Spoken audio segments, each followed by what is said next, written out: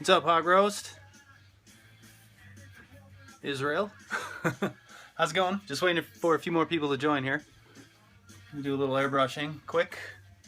How's everybody doing tonight? Let me see, can we let me back that up just a bit, sorry. How's that? Gonzo, what's up? Everybody see? Hey man, glad to catch one live. Nice. Semi-mediocre. Well, that's good. Alright, so we're gonna wait just a little bit more, just a few more minutes, see who else might come on in before I get going here. So not much, man. Let's see. Oh, good, but I've been trying to catch up here. Odie, what's up, Odie? Nice to good to see you on here. How you doing? You doing good? Batty, California 18 joined. How you doing, Batty? So, yeah, not bad at all. Okay, good. Glad to hear it, man. Just doing the do over here. So, I'm doing well as well. Infected Art Air, how you doing? Great. I'm doing well.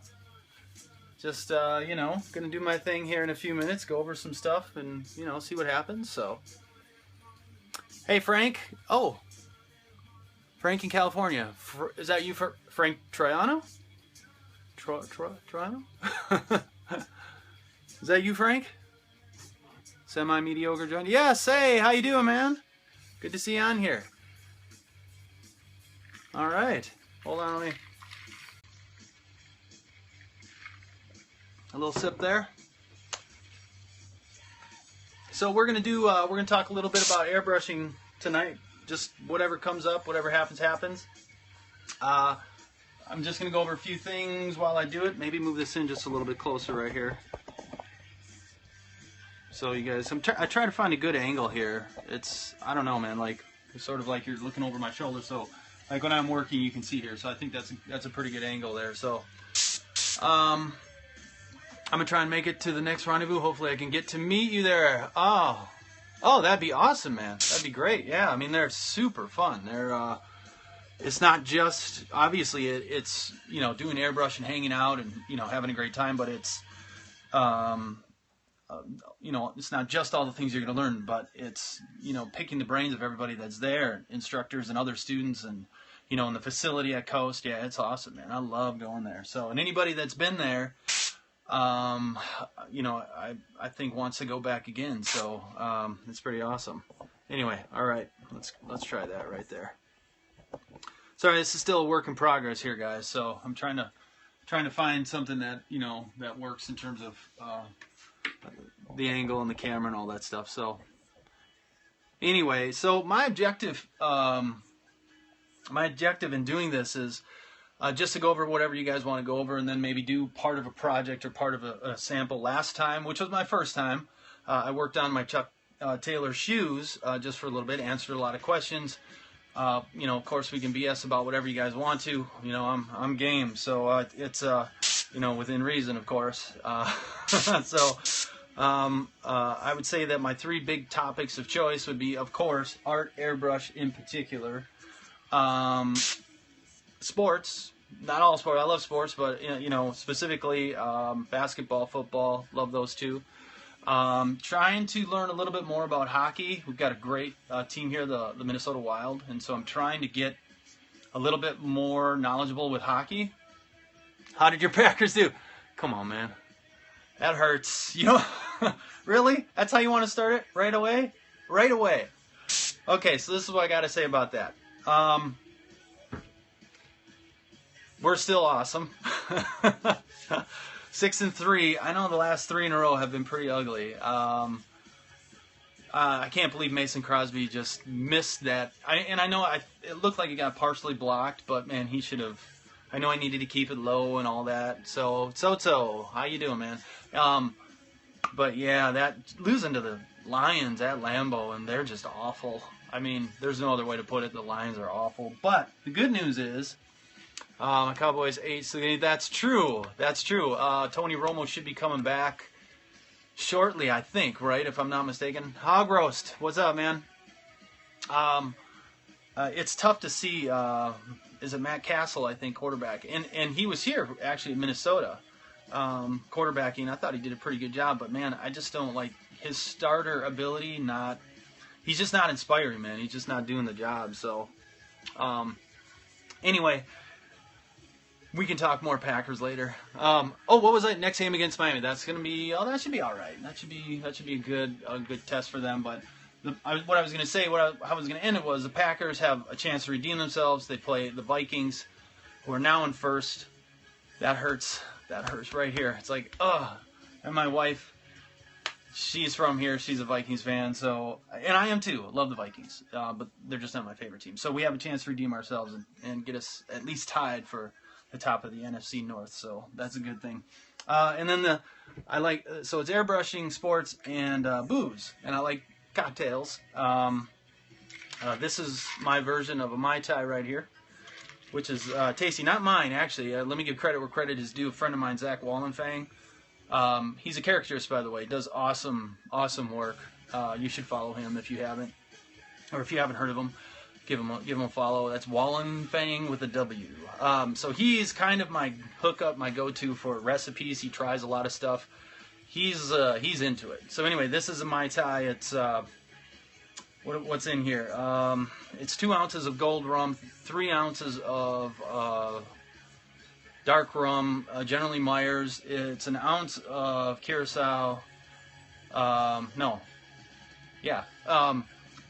then there's orgeats, there's bitters, there's orange juice, there's pineapple juice, there's all kinds of stuff. So, anyway, it's delicious. Let me wet my whistle here. Hold on. All right, so again, my goal here is just to go over a few things. Killer Cup, no. Oh yeah. Let me show you. This is from Trader Sam's. This is their zombie glass. Actually, it was one of their limited runs. Trader Sam's at Disneyland. They just opened up another one. It's my wife's and mine favorite bar. And if you've never been, if you live in Orange County, LA area, or you get a chance to go to Disneyland, make sure you go. It's right next to the Disneyland Hotel, and it is awesome. Great drinks, excellent food, can't beat the ambiance. But this came from there, so I like to, use it whenever possible. So, True Art, how you doing? All right, so what I'd like to do tonight, just cover, any kind of questions that you might have, but here's how it has to work for me. Obviously, you can see if I'm turned this way and I'm airbrushing, I can't see this way to answer questions. Yeah. Oh, awesome. Good to hear. And so I want to do just a lettering design. We'll talk a little bit about airbrush, a little bit what I use, any questions you might have, some techniques perhaps that at least I can share my style or what I have going on, and then just do a name design real quick. Maybe not too long, just have a little fun, half hour maybe less. There's Monday Night Football on, so, and I got DeAndre Hopkins playing, or my wife and I are in a fantasy league, and so DeAndre Hopkins is playing for the Texans, and we need him to do well tonight, and so I need to find out what's going on out there. So, anyway, so just to start off with, just a quick kind of, who day, no doubt. Wait, you're not talking about the Saints, are you? Oh, wait, that's who dat. No. Who day is that? Never mind. Nina, oh, good. All right, well, that's what we can go over. And so actually I am going to do a tags block style lettering example. Oh, Bengals are who day. All right, sorry, man. So it's hard to keep up with all that. I just know go Pack go. That's all I know how to do. So, so we'll do a tag style block design with whatever colors. And a Cowboys fan. Man, strike two, bro. Strike two. We all know that the Packers are America's team, not the Cowboys. So let's just get that out of the way. Cheers to that. All right. So just a quick recap of, well, I guess not a recap, but a quick introduction of what I'm going to use. And if you've seen any of my work or follow me on Instagram or Facebook, thank you. I appreciate that, man. Appreciate that, True Art. And so this is the Iwata Eclipse HP BCS. This is the brush that I love to use. It is a double or dual action airbrush, which means that the trigger performs two functions, down for air and back for paint. Okay? And the way that I like to teach it is that, you know, when I'm getting someone that's new, and let me just grab a color here quick.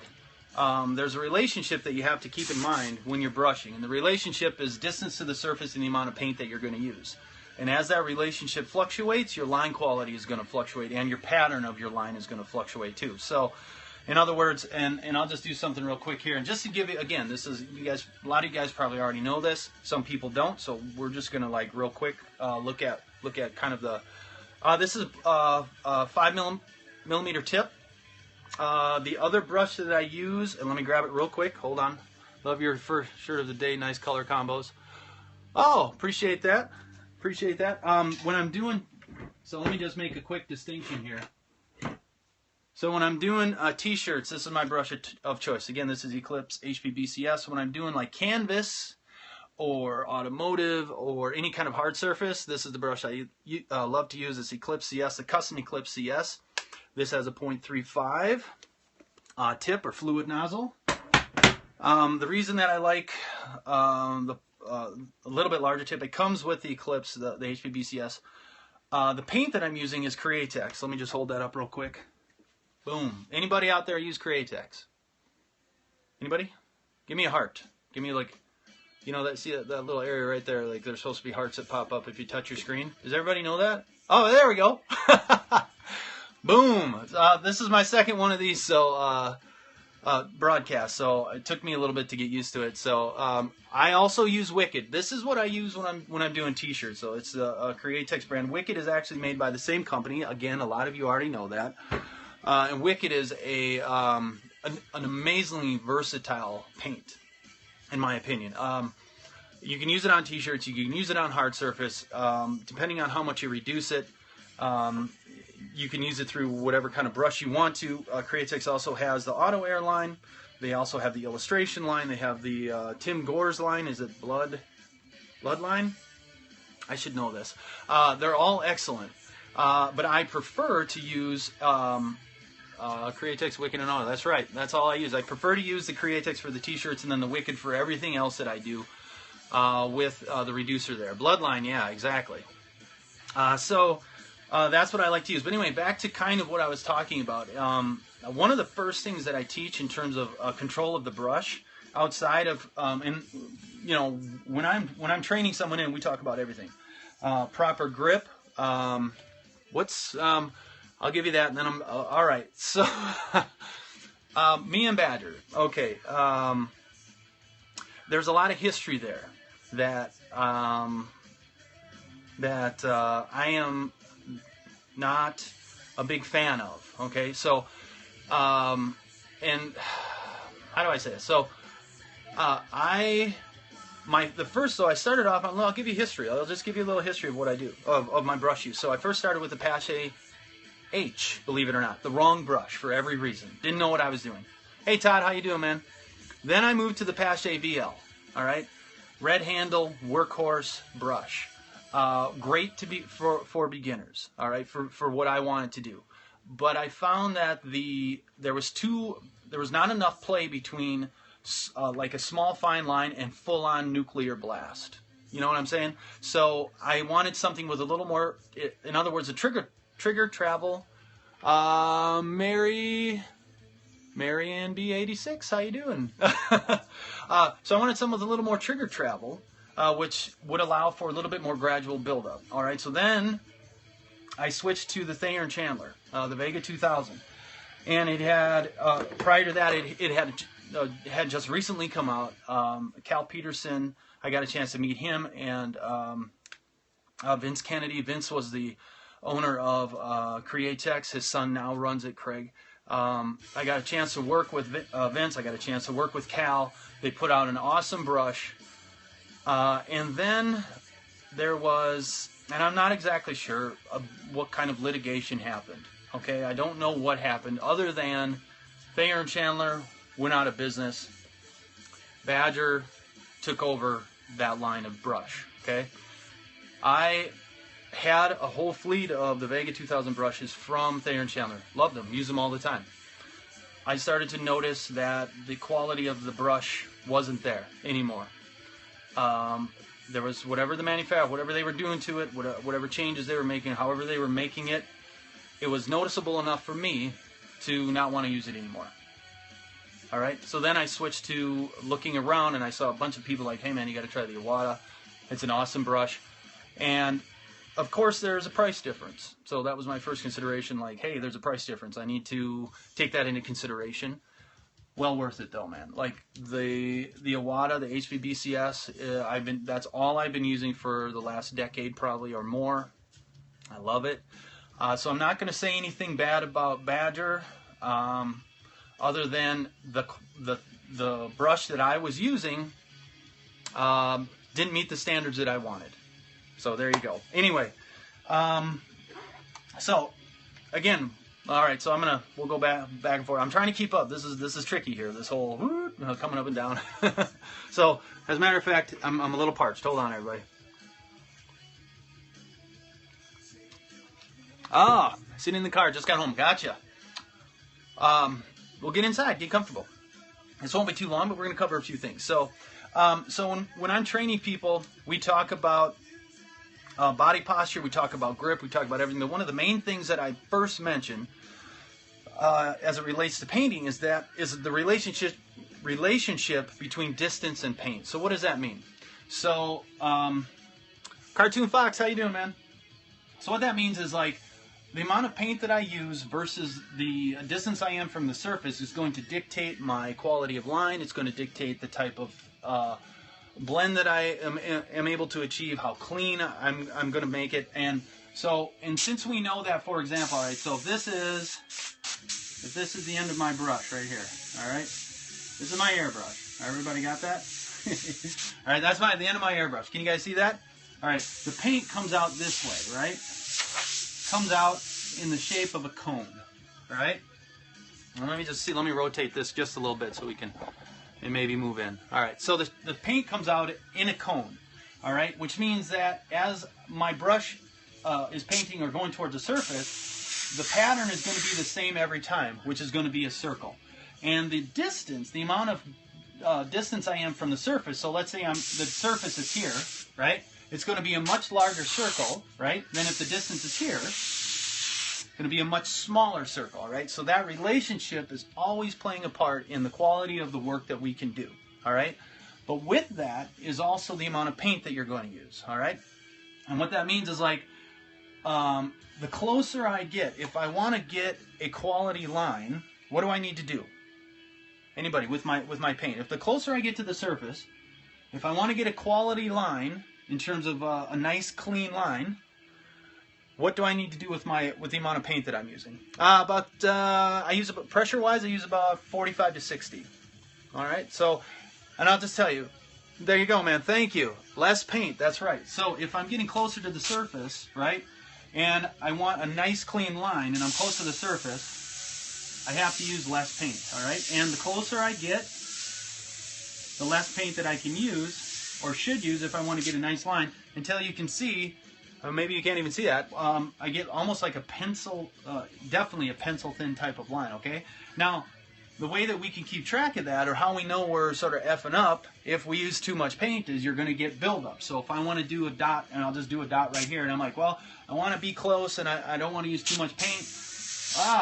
So all of a sudden you can see, it's a little difficult, but I have spidering, and if I do this, right, you can see I just have way too much saturation there. All right, so that's one of the first things I teach in terms of handling the airbrush. All right, and that's really important when you're talking about lettering. And I know that we're going to cover that a little bit here in a minute.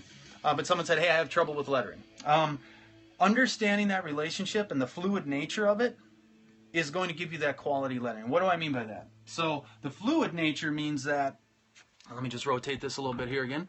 The fluid nature means that it is a constantly, once you're doing your lettering, it's a constant shift between distance and paint to where it becomes intuitive. It's second nature in terms of being able to get that good quality line.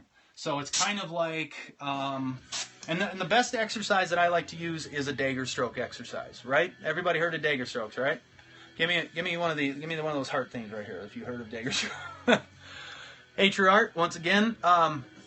And so the dagger stroke is that relationship in motion. Thank you. All right, man. So that's that relationship in motion, meaning that, okay, I'm going to start further away, and I'll just do a quick dagger stroke here. All right? And as I move, right, and I want to get a nice quality line, two things have to happen. And we just talked about them. I have to get closer to the surface, and I have to use less paint. So if you were looking at it from the side view, this is the surface right here, and here's my brush. As I start my line, it goes shoo, and I'm literally ending, I'll just get real close, super close to the surface, all right? And at the same time, I'm pushing my trigger forward, all right? So that's like the basic kind of tendencies that, or the basic, not tendencies, but the mindset that you have to have when you're trying to get quality line work, okay? And this translates into the ability to be able to go thick and thin, which translates into, let's say we're doing something like, and I'm sure some of you have seen this before, right? Like an E-stroke exercise, all right? So that's the ability to go thick and thin in one stroke.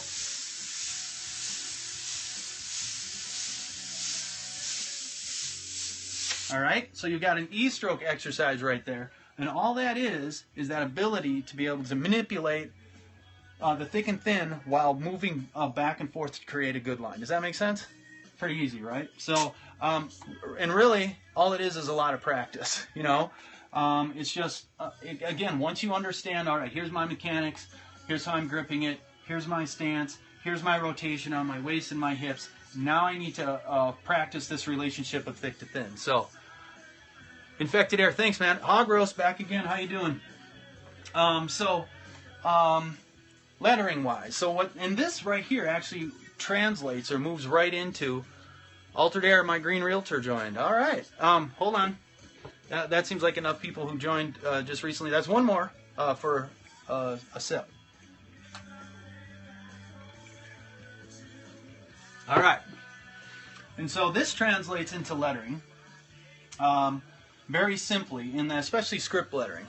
Coffee? Who said that? Oh, Cartoon Fox. No! This is my Mai Tai and my special zombie glass. Hold on. All right, Gonzo. You have to have fun, man. You got to be relaxed. You know, like a lot of what I do is, actually, all of what I do is enjoying what I do. All right? That didn't come across very well. In other words, like, I wouldn't be able to do this for as long as I have, which is almost 30 years, if I didn't enjoy it. And so this is that process that you're seeing. So anyway, this lettering here, or this technique here, translates super easy into script lettering. All right. So if all I did was this E-stroke and extended one, let's say I wanted to extend it a little bit. I actually have a name right there, E-L-L-E. All right. Super simple, but all that was following the techniques of thick to thin, and I'm simplifying this a lot. If you come and take my classes specific to t-shirts, this process here and what we're covering is at least the first half to full day, all right, where we cover the basics and we go over everything, and it's repetition, repetition, repetition. And that's really the key, okay? Like, I see a lot of people who are attempting work and doing it actually really well, and then don't have the ability to be able to go thick and thin. And I'm like, listen, that's putting the cart before the horse, okay? These are the basics that you need to build on. This is the area that you need to work on first. No, I don't, actually. That's the only place I teach. Well, okay, that's not exactly true. Everybody that works for me, Bessie was loving what makes you money and happy. That is so true, man. And I'll come back to this in a second, but my dad said, do what you love, everything else follows. I don't know where, you know, and that's a saying that's been around a long time, but it's very true, by the way. But the people that work for me are part of a training process. And we meet at least once a week, and it's usually a one-on-one training, no doubt. And that leads us into the spring break, summer season, work at the parks, and all that other stuff. And I will say this: I have started a mandatory training program for the people that work for me. So I have usually 10 or 12 people that work for me during the summer. Right now I've got 5. One of my locations gets closed down, and then so I only have one location going, so I don't need as many workers. And I found that people and the artists were becoming complacent. They weren't pushing themselves. They're like, it's fine, it's good, it's okay. And that's not what we're about, right? Yeah, damn, that's right. And actually, for the last 2 years, I've been going into the shop every Thursday and offering, like, hey, listen, and I'd put this out there. Oh, I appreciate it. Thanks, man. I'd go out to the booth every Thursday and I'd be like, listen, I'm going out there. I'm going to be working from, I don't know, it's not long. It's like 11 to 6, okay? 11 a.m., 6 p.m. Forslund. Dang it, I am never going to get that. Forslund. 94, how you doing? Good to see you back here. And so I put that out there for the last 2 years. Hey, whoever wants to come on in. I'll work on whatever you want to. Lettering, portraiture, caricatures, cartooning, vehicles, beach scenes, landscapes, whatever. I didn't have one person. Thanks, man. I appreciate that. Not one person took me up on it. Not a single person. And I couldn't figure that out. So I got right. Like, this was my mindset too, man. And I'm not saying, oh, like, I know everything, but I know more than they know. And my attitude, like, coming into this was always, I'm a sponge. I want to soak it all up. All right, and that's the attitude you guys should have. And I get inspiration and information from everywhere. All right, not just two different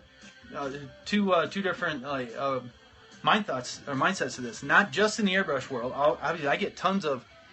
It could be. I think it's a generation thing. Yeah. But tattoos, caricatures, illustration. I love digital stuff. I'm not good at it, but I love it. And I also get inspiration from people that are just starting. I have to remember, Ken, what was it like when you just started? When you were just getting into the game, how was it for you? And like, I have to have that mindset. Oh, I appreciate that. Thanks, Cartoon Fox. Appreciate that. Oh, and I did see somebody that scrolled by. Was it? When am I teaching again? The next rendezvous, you'll have to check the Coast Airbrush site. I'm not exactly. But right, Bison Nation. What? North Dakota State? Is that what we're talking about? Bison, North Dakota. Is that North Dakota State? Or is that right? Yep. Oh, all right. Hold on. M. Patrick, how you doing? Corey St. Clair. Oh, by the way, speaking of Bison, I'm a St. Cloud State person. Went to St. Cloud State on a basketball scholarship, and we handed it to you guys all day. All day.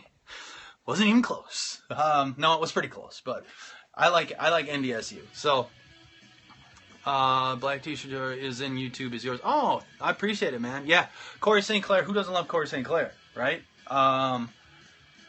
He's tall. He's goofy. He's got that kind of crazy hair. No, man, his artwork is phenomenal. Just love the artwork. His the reason why I think what we're talking about this is like I try to find I try to glean information from everywhere.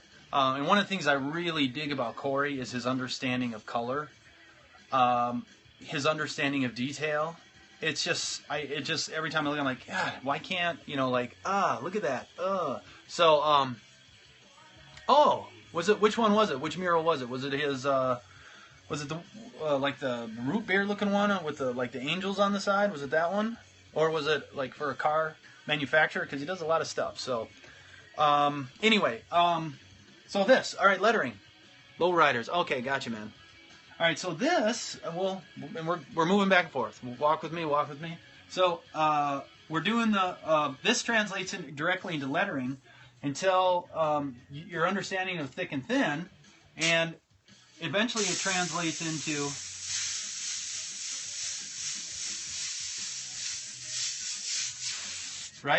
just being able to do the script lettering. All this is an understanding of that thick to thin. Now, let me say this about lettering, right? This is a misperception that a lot of people have. That is a quick name. Script is one of the quickest names.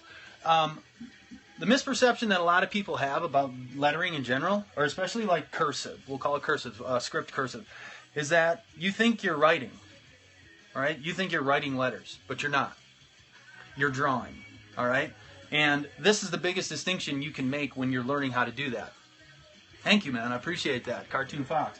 But the biggest distinction, remember that. You're not lettering, you're drawing. So, one of the exercises that I have my artists do, and I just actually gave one of my artists this last week, I'm like, here's what I want you to do. Take your sketchbook, and you're going to draw every alphabet out. A to Z, A to Z, A to Z. I want script, I want print, I want tag, I want graffiti block, I want all that. Because really, once you understand the shape of the letters, and you understand this relationship of thick to thin, then it's just drawing it. Like, this is not a difficult thing to draw, right? But you have to understand it. You have to understand, and when I teach it, for example, and I'll just do a quick kind of how-to here, there are areas that you have to look at that have to be consistent, all right? And again, a lot of you have probably seen this, but I'm going to run through it just real quick, all right? And the way that I like to teach it is I'll put just some guidelines down on the shirt, all right? Bob Ross flossing. What's up? Hey, interesting story, and we'll come back to this in a second. Bob Ross flossing. I met Bob Ross. Not directly. Yeah, well, it was in person, all right. So, you guys know Steve Driscoll? Anybody? Give me, like a heart. Give me one of those heart things. Doot, doot, doot. Like if you know Steve Driscoll, all right. Awesome, awesome friend, awesome guy. We went to an art show in Chicago. Yep. How old was I? Oh, I'm getting there. I'll get there. Hold on one second. So we went to NAMTA, North American Artists Merchant Trade Association, I think is what it stands for. Hey, Tabby Cakes, how you doing? And so it's in Chicago. It's right off Michigan. It's a huge event. I mean, hundreds of thousands of square feet, and it's everything from crafts, like crafty art, to high-end fine art, to the company that sent Steve and I there was Best Molding and Framing, which made easels and frames and things like that. And so we would do a demo during the day, and then have time to ourselves at night. A couple weeks ago, I took your class. Oh yeah, Magoo, John. Yeah, absolutely, man. He was a pleasure to have in class. He's a hustler, man. I like that. And so we were at NAMTA. The show was done for that day. We went outside the hotel. Magoo, no, that's right. And we were standing in line to get a cab, right? So we're all standing in line. A cab pulls up, and a whole bunch of people pile out of it, and this guy, like, pops out, and he's, like, head first. And all I saw was this big, massive, like, afro. It's like, thump, and it comes out of the car, and he stands up, and he's got an all-jean suit on, like a jean leisure suit, and he pops up, and he turns around, and he looks over, and we're standing here, and he's, like, over there, and he turns around and looks, and I, of course, I'm like, I just yell out, holy shit, it's Bob Ross. And he like looks over this way and he gives us the old like one of these, and it was awesome. But the funnier part of the story is that later on in the same show that next night, Steve and I were upstairs in this huge atrium, and we were up in this bar, go figure, having a drink. And there was nobody down there except there's a small table. And again, it's ginormous. It's this big convention center, a huge atrium. And there's a table down there. And all of a sudden, we both looked down there and we're like, man, is that Bob Ross? And all of a sudden, he's pointing at us. And he's like, and it's like one of those things where you're sitting there, you're having your cocktail, and you're looking down and you're like, what is that? And I'm like, we're looking around. There's nobody else there. I like to think that he was saying, hey, there's those crazy effers that are that spotted me today. So that's my Bob Ross story, and that had to be 20 years ago, probably. Just a guess, 15, 20 years ago. Anyway, cheers. Big airbrush too. Pat, how you doing? Glad you can make it. We've been chit-chatting for a while and going over some things really quick. All right, so back to what I was talking about, all right? And so for script lettering, there's consistent parts of what we're doing. Good, all right, good to hear, man. By the way, everybody, to me it says Big Airbrush 2. And to you, that should be Pat Gaines. Pat just opened up this killer operation in Orlando, or in that area, for big airbrush. Man, just in awe. I'm in awe of the time and the design and the money, the resources that it took to get that going. So it just looks killer, Pat. I hope you're doing great. I love the pictures you're posting, and the different design. And you guys, Pat does amazing work. Make sure you get online, check out his stuff on Facebook. I'm not sure if Pat's on Instagram, but just his operation and the fact that he's been innovating in. And this is like, for me, hold on one second. For me, understanding how difficult it is to innovate and build and to what you're trying to do as an airbrush artist is huge. In terms of, and I remember reading the magazines and looking at his setups and go, man, that's really a good idea. I need to incorporate that. So, Pat, thanks. Appreciate it, man. Again, this is the Iwata Eclipse HP BCS. This is the brush we're using right now. So, back to this real quick. All right, so the areas of lettering that have to be consistent, and this is why I draw this graph out, or this grid out. Number one, height. All right, just from up to down. And of course, you're going to have some variations in terms of capital letters, lowercase letters. For example, if I'm going to do a Y, right? It's going to come down below, but as long as all those, and you could actually add another line underneath, as long as those are all consistent, then you're good to go. All right, so height. The second one is weight. I'm sorry, width and weight. So, it's very cool, Ken. Thanks for the props and all you do. Oh, no, my pleasure, Pat. My pleasure. And so we've got the second aspect is the distance in terms of like how how your letters. The weight of your letters and the width of that's it. That's what I was trying to think of. The weight and the width of your letters. All right. So what does that mean? So they should all be consistent in terms of if we start and just go up. Of course, they should all be fairly consistent in terms of how much the width is that they take up. Okay. The third aspect. Hey, Cinderella, how you doing? The third aspect is going to be angle. All right. Angle is if you connect the top and the bottom and just go straight up, okay, they're going to be consistent not only to themselves, but to each other, okay? In other words, like the consistency in terms of the line quality there, but also from letter to letter. And then the fourth area of consistency is going to be thicks and thins. And this is the one I'm least concerned with, thicks and thins. I'd rather have a nice, clean lettering style with no thicks and thins than a bunch of variation with something that doesn't have those first three characteristics in line. You get what I'm saying? All right, so easy things to think of, but it just takes, what's up, drummer chick? It just takes practice. All right, you've got to be consistent. You've got to practice. So, any questions on this at all? I mean, or is there anything else you guys? I'm going to take a sip here, and let's see what comes up. Anybody?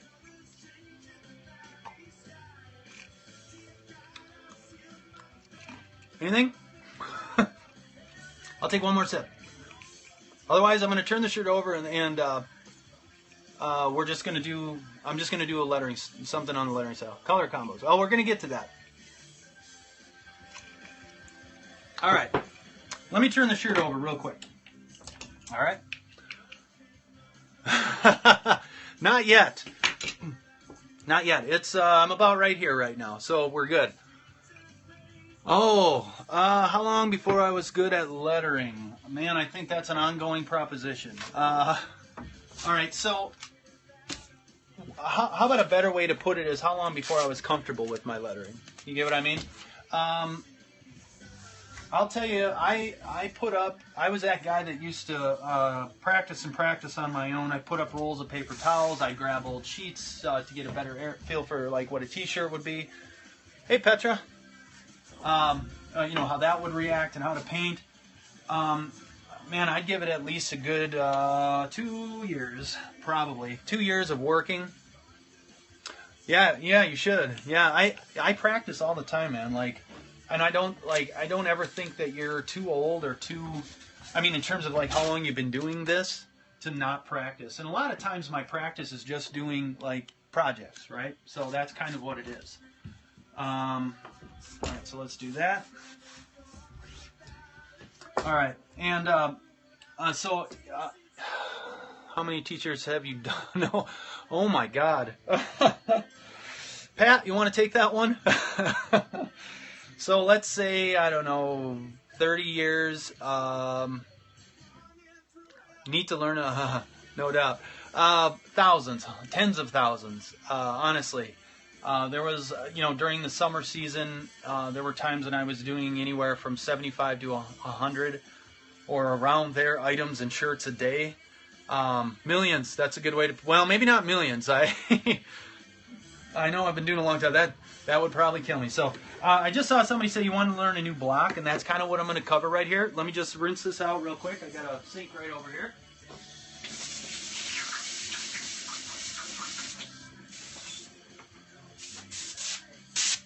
All right. Turn that, get the compressor going. Sorry about that, everybody. So I'm going to do a block tag style. All right. So tag is a kind of a, is that good for everybody to see, by the way? Tag is kind of a stylized print. All right. Now our main lettering styles that we have at our booths, number one would be script or cursive. Have you done a Viking mural before?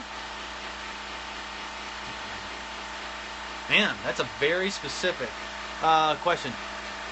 Oh, I believe Tom Davison, man. That dude is he's a machine. That's a good way to mix a nice. We'll get to that. Airbro 808, how you doing, man? I don't think I've ever done a Viking funeral. I know I've done some war scenes, some battle scenes, which were pretty awesome, by the way. A bunch of skeletons riding horses with a bunch of armor on a jean jacket. Yay, that was super fun. And so our main lettering styles at the shop would be script or cursive. We've also got print, we've got tag, we've got scratch, and we've got a block style. But in that block style, we have subsets. All right, which would be a tag block. We have a graffiti block. We have a bubble block. And then we just have a regular kind of a straight top heavy block that we do. All right, so I'm going to do a tag block right now. And this is an interesting block style for me because normally I would do the black first on a block style. All right, which means that I go in with my black first, do the outline. And some of the artists, when they first start, they use a pencil, they use chalk, and then they'll get it down. And then as they brush it on, those lines sort of dissipate. What are you doing? I'm going to be airbrushing. I'm going to do a name design here on a shirt. But me, normally with a block style, Tunes Inc., how you doing? I would do the black first and then come back in with my fades, my color, my outline, whatever kind of flourishes I want to put around it. But in this case, for a tag style block, I actually do a very loose color name first, all right? The color part of the name or the lettering first, and then I go back in and I start to block around it. So let's do a name here. Any suggestions? Anyone? I'm gonna take a swig.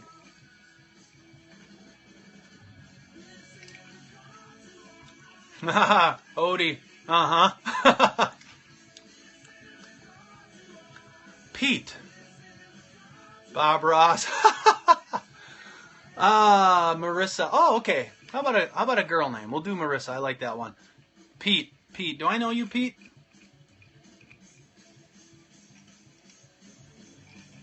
Wawa. That's a good one. Beachy Sue. Oh, that's interesting. Hey Sam, how you doing?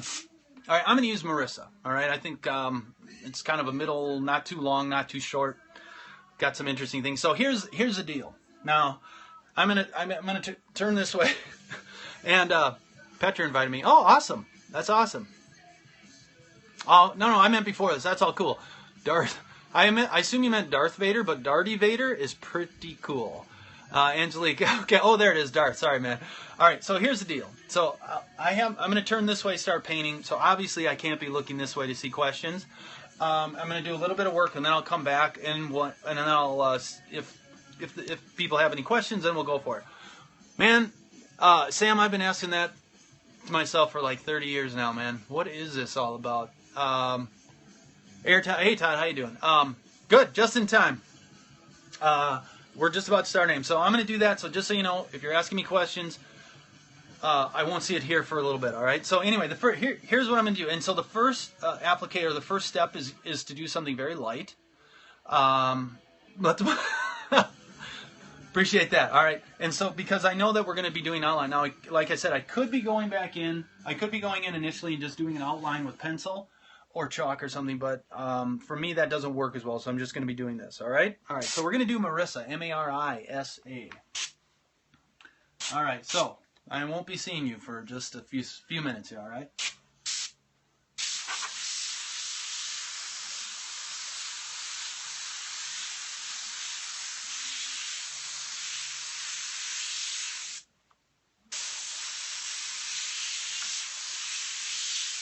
All right, now that's really difficult for you to see. I know that, all right, but it's enough of an outline for me to be able to see what's going on. And the reason I want to keep it so light is so I don't affect my colors. Okay, so meaning that I know that there's a certain color palette that I want to use, and I don't want to affect it too much. All right.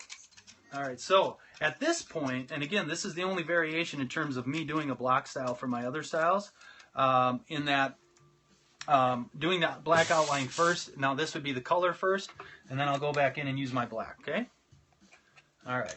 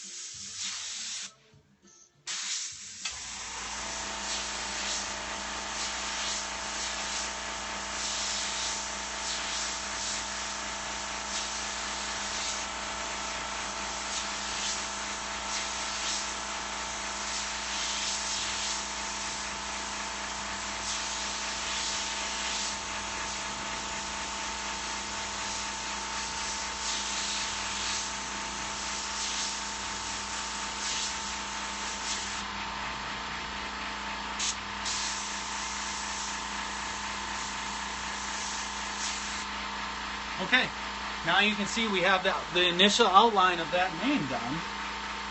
Very quick and very simple, all right? So now, I know that, sorry, that compressor was really loud. So, there we go. So now we have the initial lettering outline done. And I know that, and I've done this enough to know that, okay, so the look that I like is an outline heavy kind of look, all right? And so I'm going to go back through, and normally there's areas where they might meet. Okay, like here, where it carries over, where I don't want to make a thick outline. So I want to keep mostly to just the very outside of where they meet. And in this case, it's actually fairly simple because I already did that on my initial outline. Does that make sense? All right, so I'm going to go back in and thicken these lines up just a little bit.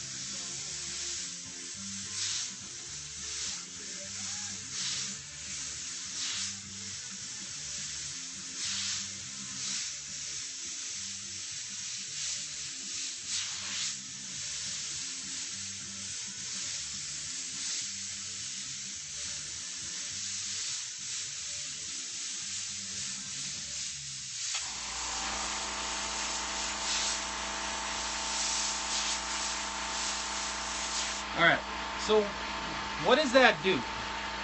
Okay, couple of things. I mean, what does that thicker outline do? Okay,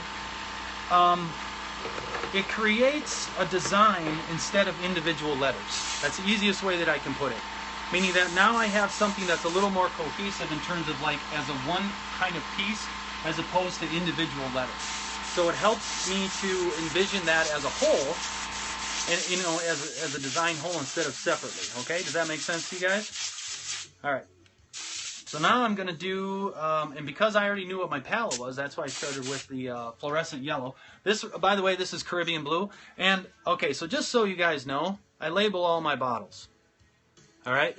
And it's not the reason you think. I'm not colorblind.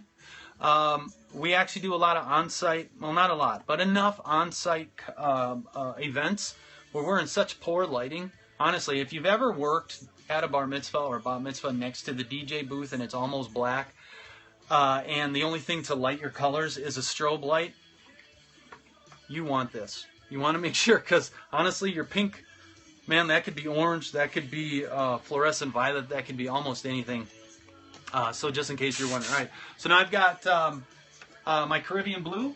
All right, I'm going to go back in real quick and start to outline this. All right, so now in this case, I'm going to carry, and you see this line right here, right? And I hope you guys, it's close enough. I'm sorry if it isn't, but I'm trying to fit the whole thing in. There is no line here really as a separation in terms of between the M and the A with the black. But I'm going to use the blue. I'm going to use the color to do that, all right? So it looks like this. And also give that A a little bit more definition. Same with right here. There was no black line right here with that A. How it comes in here, how it juts into that R a little bit.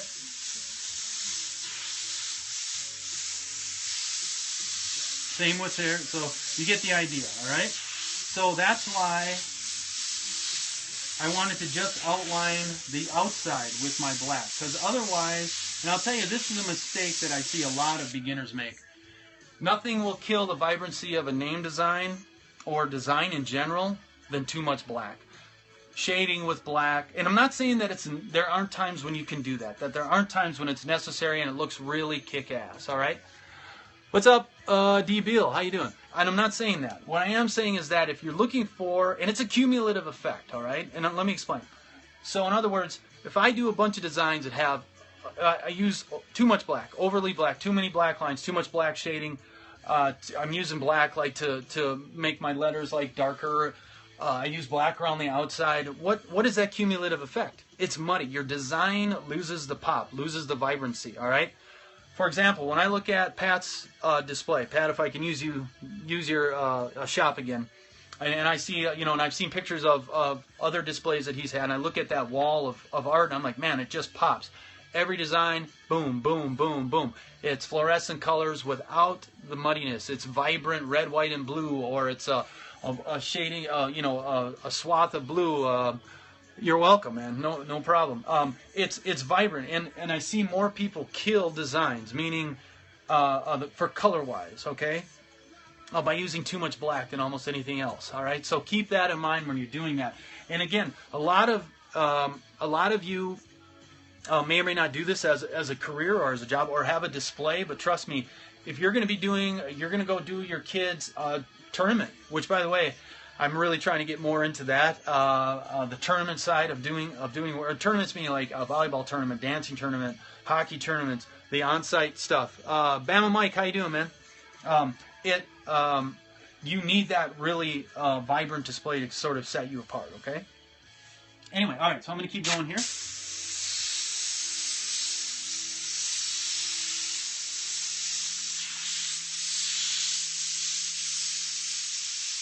And I know that too, before I started this, my palette, compressor started. That's a great opportunity for this. What's up, Lise?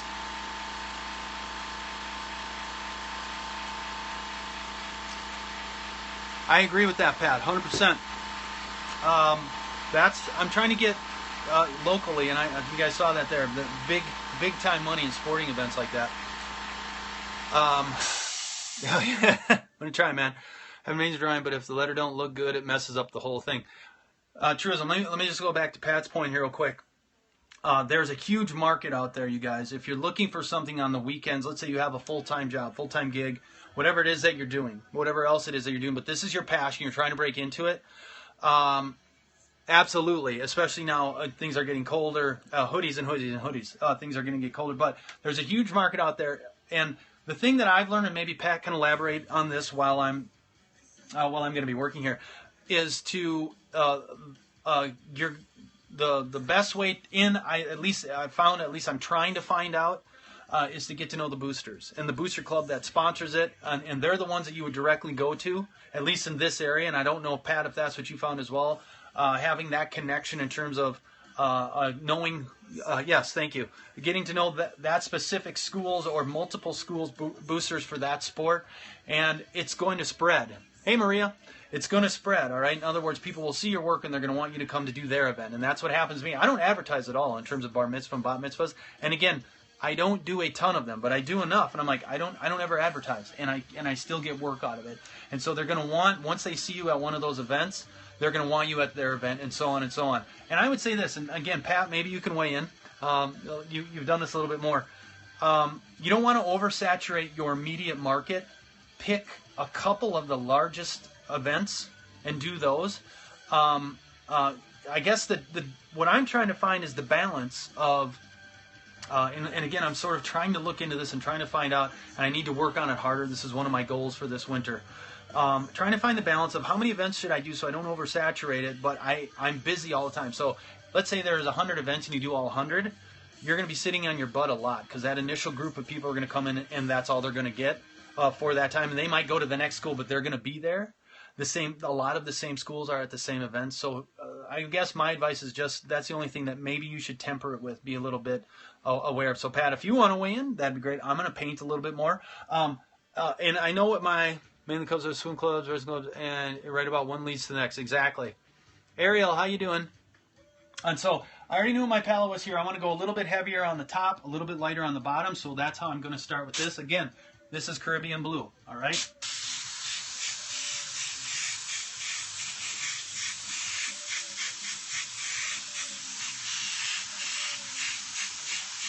Oh, one more thing. Going back to that centering, and I can't remember, was that Todd? I think you said you have trouble centering your design. I do this thing where it looks like I'm blessing the shirt, literally. So I go in and I'm doing one of these. I'm like, it looks like I'm like, you know, one of those. What I'm really doing is I'm in my head. I'm going, okay, here's the middle. I know exactly how many letters I want. So if you look, here's the middle. I knew I had 6 letters. I wanted the first 3 to be on one side and the last 3 to be on the other. So if I go straight down, here's the middle, straight down, boom, right there. 1, 2, 3, 1, 2, 3.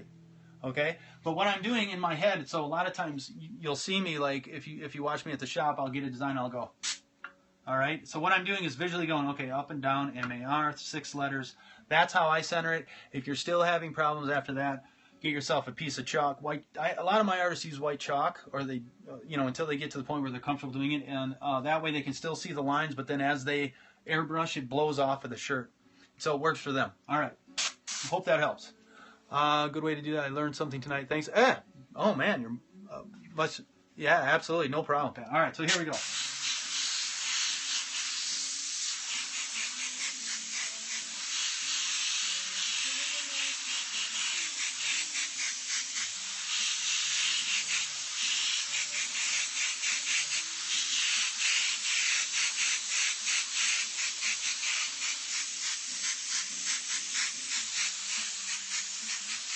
All right, so I've got a nice blend there. All right. Now I have fluorescent green right here. I'm just going to continue down with this a little bit. So really what I want to do with this green is I'm going to have a 50% fade into the blue and another 50% down because I have one more color, which is, again, JL Huds, how you doing? I appreciate that, man. Thank you. Infected Art Air. Appreciate that. So you have a 50% spray into the blue to get a nice blend, and you'll notice when I was doing the blue, each one of those strokes was like a soft dagger stroke. Then it goes, don't say that, man. So each one of these strokes down was a soft dagger stroke, which means that it ended in a nice diffused end. All right, and I'm going to do the same thing going up with my green. So as I move up, it is a soft dagger stroke. So I'm like actually pushing the trigger forward. So if you were to look at it, it looked like a diffused dagger stroke going up. Okay.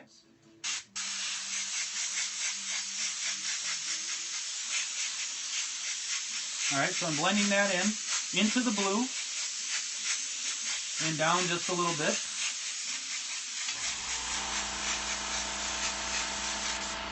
All right, and then I'm going to finish it off with fluorescent yellow. And again, same thing. This time I don't need to keep, hold on, compressor brake.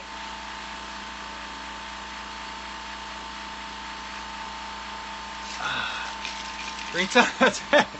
What are you, infected? Can I call you that? What are you imbibing tonight? Anything? Ice water? A beer? Boneyard. Welcome. You know that I give you thanks to the, oh, no sweat. All right, back to painting. So I've got my fluorescent yellow right here. Protein. Fair enough, man. Hand and pork. Good to see you here. All right, so I'm going to take the yellow. And again, I have a hard edge here on the bottom, and then I'm blending a little bit up into my green, okay?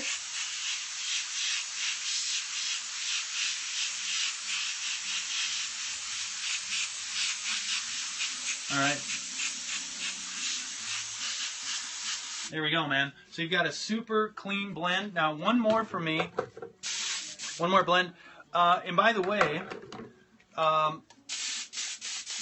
this is an, yes, you could. Come on, man. Practice. Loved by God. Yes, this is practice. I'm telling you, man. Repetition, practice, dedication. So if you got the passion, you can do it for sure. So I want to, for us anyway, right now a really popular color blend is Caribbean blue and violet, and with a kind of a fluorescent violet buffer. Our door signs, our headbands, our knit hats, all of that, very popular in terms of that blend. I just love it because it's versatile. The regular violet, all right, so here's, and let me just show you real quick. Fluorescent violet, regular violet, all right?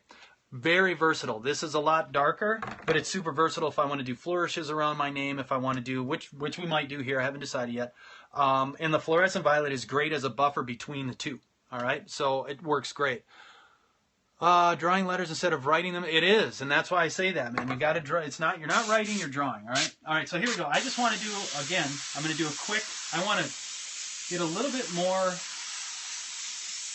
of a darker blend up top, right? So you can see that. So this is violet right here. All right. And again, it's a soft dagger stroke, nice and light.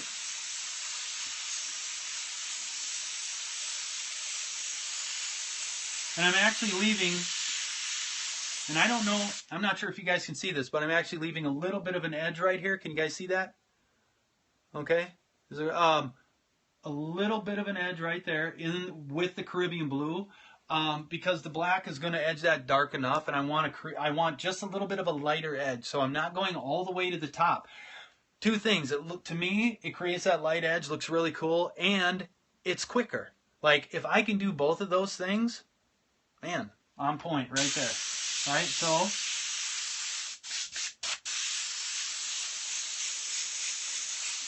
so a little bit of a blend there.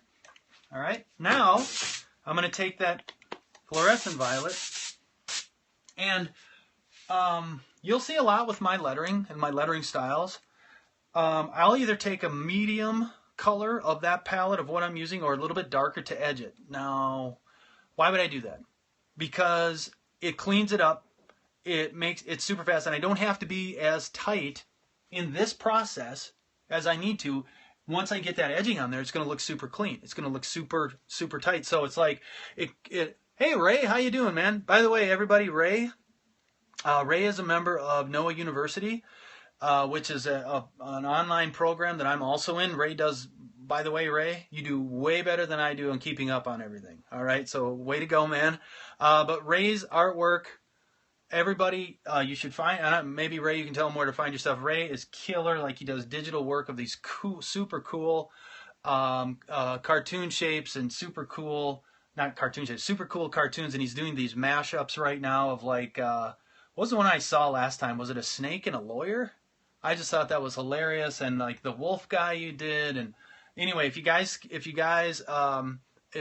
can find Ray and follow his work, you should. All right, his stuff is just awesome. So, all right, awesome, Ray. Luis, how you doing? All right, so I've got my fluorescent violet. I'm just going to edge this real quick. And Pat, I saw that. Yes, it's an interesting way to look at lettering in terms of for me anyway. Two reasons: it optimizes my speed, all right, and it creates an environment for my artists, which a lot of them are newer, to have good results. In other words, like the artists that come in, they're like, oh, I'm training them. They're trying to get better. By having this technique where I edge it in a medium to a darker one, it helps. It gives them more confidence in that the letters are very crisp and really pop. So, lettering is it is hard to do. So, not at all, Ray. Super easy, man. So here we go. All right. So I'm going to edge this real quick. Again, this is the fluorescent violet.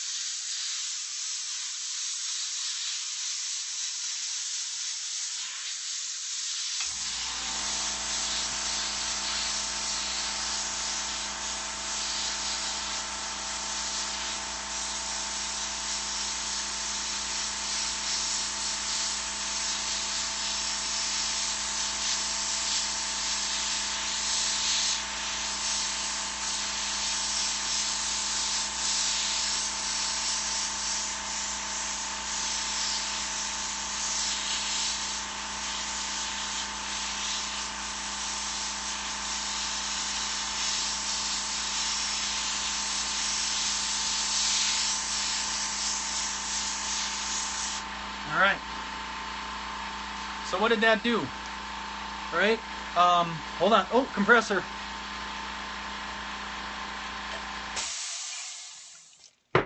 So what did that do? All right. Cleaned up the edges, right? Gave it a very crisp kind of look. And if so, how much? Yes, we actually have this up. No, I am that fast. Pat, we do sell this with the shirt. I'm trying to think of a comparable design. I think it's $22.95. That's with the shirt. And there's a lot of different ways of pricing. And Pat, I think you, and I don't want to put words in your mouth, dude. I think you guys price separately, shirt and artwork separate. In our market where I am, people understand that full package pricing better. In other words, how much is it? How much is everything all together? That's what I want to know. All right. And so we price everything all together. So where I have a set price for my retail, whatever it is, and the only time the price will fluctuate is this is Createx paint. The only time it fluctuates is if they're buying something. We have a base price that includes a T-shirt. All right. And then we have specialty shirts. We have sweatshirts. So that price will fluctuate, but they want the all-in-one package. All right. So this outline here created a nice edge to it, cleaned it up a little bit, and again, that's really important for speed, and really important in terms of like, again, when I get my beginning, sorry, I'm looking for my water here, my beginning artists, it allows them that kind of successful look. Okay, Hulk Smash, how you doing, man? All right, so now I want to do some flourishes around it. All right, let me just step and grab a bottle of paint here. All right. Now normally I would do, good man, how are you? I'm doing great. I'm doing great, Hulk. Hanan Pork. By the way, I love these names. They're just awesome. All right, so normally with this one I would probably do some flourishes in either violet or the Caribbean blue. All right, but it's Marissa, so I'm going to switch it up and I'm going to use fluorescent pink. And we're just going to do some flourishes around. Now, for me, flourishes are things, and the way that I describe them are things that I can put on a design, put on a t-shirt, that takes up a lot of space, that doesn't take up a lot of time. That's the way I look at flourishes, all right? And things that we do would be like swirls of paint, blobs of paint, splashes of paint. There's a technique we can use that includes this clothespin here to get a nice spattering effect around it. And it could be some kind of very scroll work, which, by the way, is really popular. I think it's waning a little bit, but still very popular in terms of like that tattoo look. And I'm still trying to get better at it. And again, this is that whole thing about learning. Javier, is that you? All right, cool. Good to see you, man. Oh, yes, it is. New Jersey. You got to put New Jersey on there? Okay.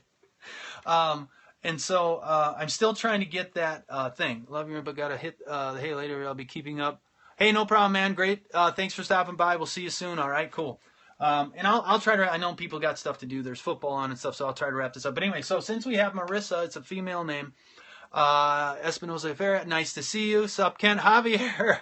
Good to see you, man. Hope everything's well in Jersey. By the way, I always get people, not always, but when I find out people are from Jersey, I always have to point out that when you're going from Jersey to New York, you have to pay money. It's free to go back to Jersey. I always wondered why. Why is that? Like, yes, we'll take everybody. Anyway, I just saw someone that put Jaime Rodriguez was awesome at that. Yes, he was. I had an opportunity to meet Jaime at a Coast show a few years ago, and man, his work is inspirational. I love his scroll work. I loved his script. His use of color was so awesome, and like he was one of those inspirational kind of painters that when I looked at his work, I'm like, man, I really want to be able to do that. If you don't know his work, check it out. It's still online. It's still out there. I wish he was still around. So anyway, all right. So like I said, Marissa now, I was going to do a violet, but I'm going to use pink now just because we're going to switch it up a little bit. So I'm going to edge this real quick. This is about a 50% overlay of pink onto who's the only one you need? His name is, well, yeah, all right, cool. 50% overlay in terms of on the fluorescent violet and onto the shirt, all right? All right, so now we have our fluorescent pink, and I'm just going to do some very simple kind of swirls and scroll work around here. All right.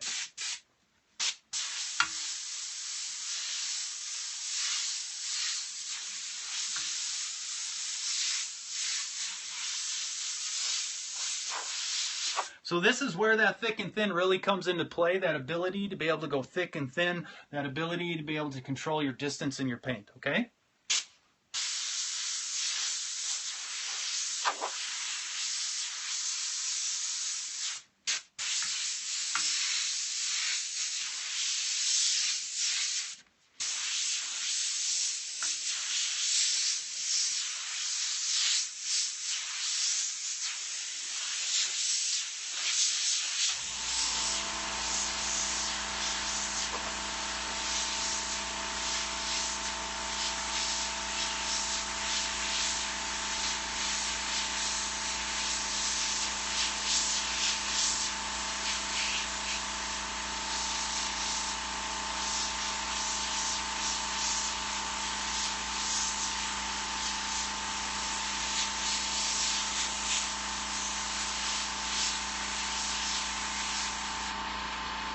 All right.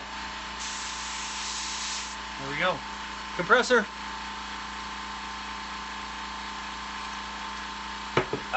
One more. Next, I'm going to put one down here too. Nice.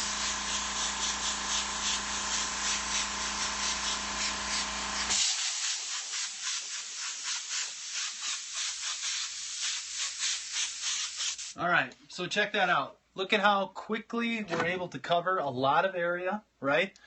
It adds a lot to the element of the shirt. And this type of, like what I'm doing here, this type of scroll work is a very simple formula, by the way, for those of you that are like, man, wait, hold it, slow down. So if you look at, let's say this one right here. So for me, the process is this. There's a loop, another loop, you cross over that initial line, and then you finish on the inside of that first loop. That's kind of my formula. And the way that I looked at it initially and tried to process it, when you process something, oh yeah, appreciate that. Drink me, right? All right, so in other words, so for me processing this in terms of getting this down as a design, it means how can I translate that into something quick and effective that still has that flow to it, that still has that kind of look to it. So that's what I'm talking about. All right, so again, very quick, very fast. Covers a lot of ground. All right, how much for a shirt? Well, it depends on what you're looking to get. All right, so let me just give you, and while I'm getting this cleared out real quick for my wife, let me just tell you one thing here. When I'm pricing shirts, almost, I'd say, man, 90% of everything we have at the shop runs $15 to $25. Honestly, shirts, knit hats, snapbacks, trucker hats. We have door signs. They're a little bit less. Let me just back up. So, and then we also have things that are a little less expensive. where we carry can koozies. We do door signs, and we have headbands, and those will run anywhere from like, oh man, I used to have things for $5. I don't anymore. That's really hard. So like $7.95 to $14.95. Which blanks? Can koozies? I'll get my white ready while you're gonna. All right. So here we go. So we got. All right. So now. I get, by the way, I get my can koozies from a supplier. Oh, my shirts. Sorry. Okay, so I have lots of different places I get shirts from. I get shirts from American Apparel. I get shirts from Alpha Broder, which used to be Alpha and Broder Brothers, and then they combined. I get shirts from Rivers End Trading Company, and I get hats from there. I also get hats from Tans Club. I get my headbands from threadies.com. I get, there's a whole bunch of different places. Website for which one? The shirts? Just Google search alphabroder.com. You'll find it. Good terms, easy pricing. Their delivery's pretty good. If you have someone local that you can go to, that's even better. All right. So last part of this shirt, real quick. I'm going to just be doing a little bit of highlights. Remember this when you're doing highlights, okay? Less is more. All right. What you don't want is a letter that looks half gray, white, and half black. All right, at least for this. So I try to keep my highlights very crisp, very tight. Hey man, what's going on? ABK88, not much. We're just painting a shirt. What's up, Trinic21? And so your highlights. Dark style. Oh, what's up? What neck of the woods is that? Are you in Minnesota? All right, you can tell me. All right, so anyway, highlights should be, and I have a technique too where I do this. And I'll do it right here because it's the closest one. So I actually have a technique where I'll blow some white on there, and then I'll push the trigger forward, keep the air on, and let it dry. So it's a very quick process of blowing and drying, blowing and drying, blowing. Oh, Taylor Falls, cool, man, right on. I'm down a little bit south of the cities. So it's a constant process of blowing and drying, blowing and drying. Oh, St. Paul. Oh, right on. Awesome. All right. So in other words, here's what it looks like. All right. So here's. All right. And if you look real close, could you see my finger was? Oh, come on. We covered this earlier. I know that, but there's a big game coming up this weekend. Don't be condescending to me, man. It's all good. We're, our logo, our slogan, sorry, one for the thumb. We got the 4 Super Bowls. We just want the one for the thumb. So there is that. All right. So it's a constant process of, and if you look at my finger again, watch my trigger moving back and forth, back and forth. Oh, you tattoo? Oh, right on. No, not after this weekend, man. Come on. All right. So here we go. All right. So I'm just doing some quick highlighting, and I'm going to do a double highlight here. So we've got the main one. And then we're going to do a little bit smaller one and draw it down a little bit.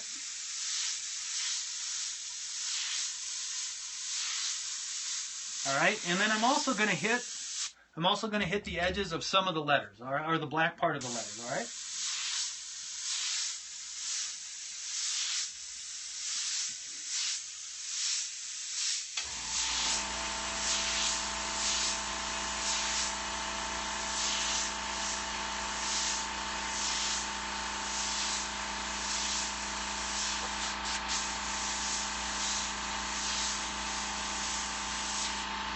Right on. Oh, compressor break. I think I got one more in me.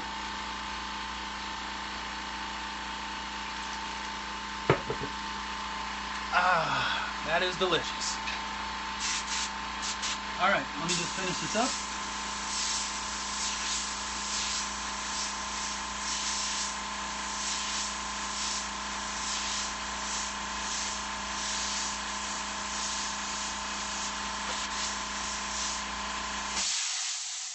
And there we go. And there's my, and let me actually hold on. I'm going to grab the tripod here, and just so you can, I'm going to swing around so you can take a look at it a little bit closer. All right, from straight on. Can everybody see that? There we go. Oh, I appreciate it, man. Yeah, it's good to be on. It's good to be on. I really enjoy this Periscope stuff here, man. It's super cool. So there's the design right there.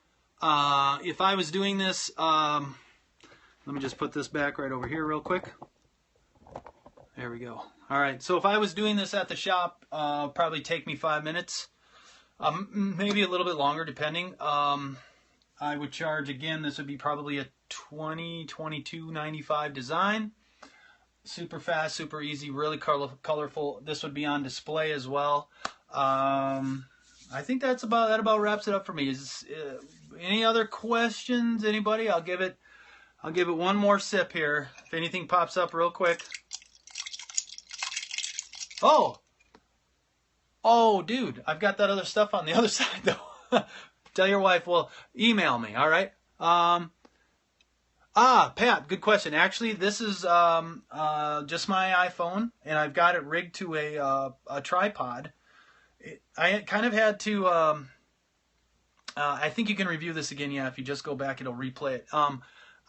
What I did was I bought a selfie stick, all right, because it had a universal screw onto it, and then bought a tripod from the camera department, and then screwed that onto the top of it, and it rotates. I can do a landscape view, I can do a portrait view, it's got a handle on it so I can move up and down, and it goes from 11 inches to 45 inches, all right? So, in a clown. Yeah, no doubt. All right, so it works. For me, it works great. So, yes, you are a clown, Javier. By the way, if you guys haven't seen Javier's work, it's amazing. Javier, it's awesome to see you on here, man. Your stuff is just always inspiring, and I love it. So if you haven't, Javier Soto is his name. If you haven't seen it, I'm sure you can find him on Facebook and all the other fun stuff. So yeah, no problem. My pleasure, man. I just love. I mean, like I said, I'm so inspired by everybody's work, and just to see people, whose work I admire, and just to see the work that comes out of it, I just love it. So anyway, wink and wheeze. Oh, you're welcome. You're welcome. You're welcome. One more drink. Hold on. Hold that thought. Almost got. Anyway, thanks for being here. I'm going to try to get on Periscope about once every 3-4 days, and it's going to be last time I did shoes. I think I'm going to pick that up again. Do my cons here. I'll show you these real quick. These are the ones that I did. I didn't do these here last time, but these are. It's going to be a yes. It's a Trader Sam's mug. Yes, good. Thanks, man. Email.